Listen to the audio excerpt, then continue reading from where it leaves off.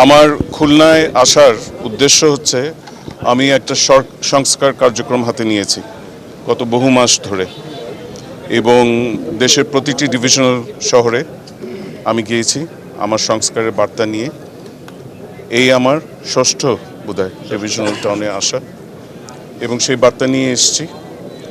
আমার সাথে আমার বেশ অনেক ডেভেলপমেন্ট পার্টনার রয়েছে, তাদের মধ্যে রয়েছেন সর্বাগ্রে UNDP, European Union, the governments of Sweden and the United Kingdom. এই যে নাইকুঞ্জ যে উদ্বোধন দেখলেন, তারই একটা, সেই আমার সংস্কার কার্যক্রমেরই একটা অঙ্গ।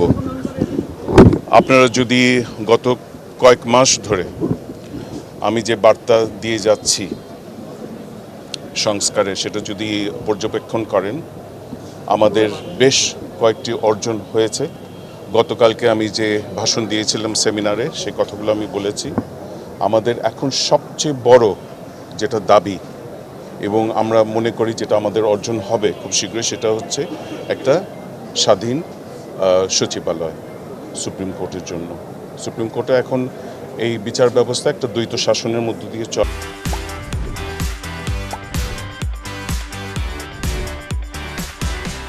বলেছিলাম, তো এখনও বলছি, সচিবালয় নিয়ে অনেক কাজ এগিয়ে গেছে।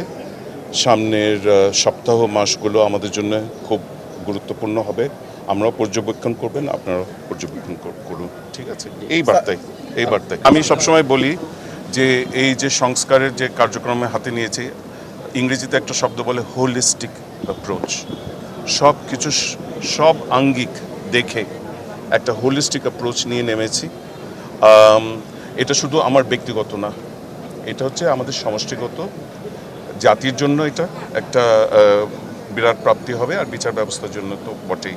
এবং এখানে দুটো মেইন স্টেক হোল্ডার রয়েছেন, সেটা হচ্ছে একটা হচ্ছে বেঞ্চ এবং একটা হচ্ছে বার, ঠিক আছে? টু ইকুয়াল স্টেক হোল্ডার্স, তাদের সবাইকে এগিয়ে আসতে হবে। এবং আপনি যে প্রশ্নটা রাখছেন, সেই দিকটা তো অবশ্যই আমাদেরকে দেখতে হবে। এবং ইতিমধ্যে আপনারা যদি ভালো করে দেখে থাকেন, আমি গত সেপ্টেম্বর বা অক্টোবর মাসে আমার 12 দফার নির্দেশনা দিয়েছি। সেই আঙ্গিকে বহু কার্যক্রম গৃহীত হয়েছে সুপ্রিম কোর্টে এবং জেলা পর্যায়েও। 2-3টে হেল্পলাইন শুরু করা হয়েছে সুপ্রিম কোর্টে, যেটা খুব ভালো সাড়া পেয়েছে। আমি জানি রাজশাহীতে এই কার্যক্রম গ্রহণ করা হয়েছে, এবং খবর পেলাম যে মুন্সিগঞ্জে সেটা হয়েছে। তো এই যে কতগুলো বিষয় আছে, বার্নিং ইস্যুস আছে, সব কিছু আমার এই সংস্কারের মধ্যে আওতায় এসে যাবে। প্রশ্নটা এখন হচ্ছে যে সংস্কারটাকে কত মোমেন্টামটা গেইন করা এবং এটাকে সাস্টেইনেবল করা। সাস্টেইনেবল শুধু 1 মাস 2 মাস না, বছর, দশক। সেই দায়িত্বটা কে নেবে? তো সেই দায়িত্ব ভার বুঝিয়ে দেওয়ার জন্যই আজকে আমার এখানে আসা, এবং গত 4-5 মাস ধরে আমি সারা বাংলাদেশে এই বার্তা নিয়ে যাচ্ছি যে আপনারা দায়িত্ব নিন। আমি বারকে বলছি, বেঞ্চকে বলছি, জাতিকে বলছি।